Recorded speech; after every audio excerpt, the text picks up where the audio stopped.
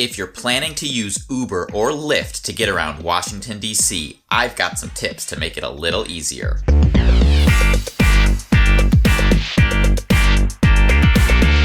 Hello, welcome to Trip Hacks DC. My name is Rob. I'm a tour guide here in the nation's capital. If you're coming to Washington, D.C. and you're looking for the best tips, tricks, and hacks for exploring the city, make sure to subscribe to this channel and hit the bell notification icon so that you don't miss any new videos. And if you're interested in signing up for a Trip Hacks DC tour, head on over to triphacksdc.com afterwards to see the tours that I offer. If you've used a ride-hailing app in DC or another city and have any of your own tips or stories, leave a comment on this video and let everyone know what they are. Otherwise, before we get started, I want to say that while ride-hailing apps are a perfectly fine way of getting around DC, and I even recommend them for getting to my tours, they are not always the only or the best way of getting around. In the last few years, I've noticed a trend of people becoming overly reliant on these apps. And while each ride may individually be pretty cheap, when you use it every single day, multiple times, those can really add up. Plus, as I mentioned in my Getting Around video, you can experience so much more of the city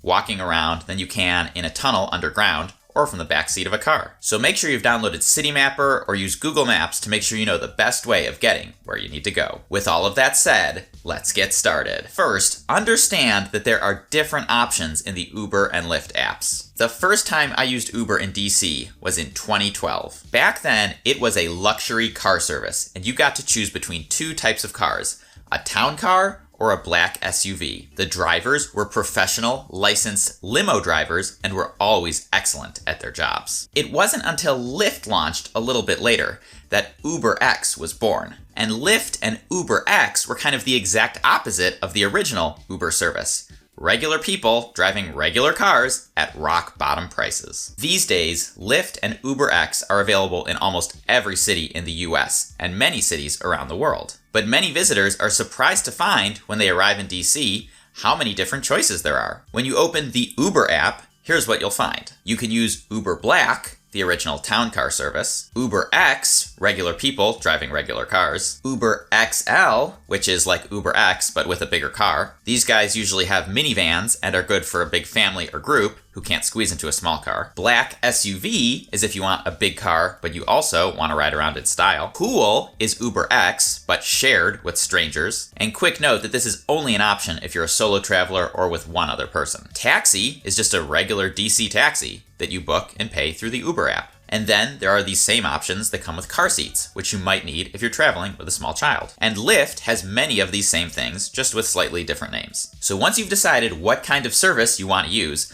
my next tip is to pick an easy spot to meet your driver. While the GPS technology built into these apps is amazing in many ways, one of the most frequent complaints that I hear is that the driver can't find the passengers. The truth is, a lot of drivers in DC don't really know the city very well.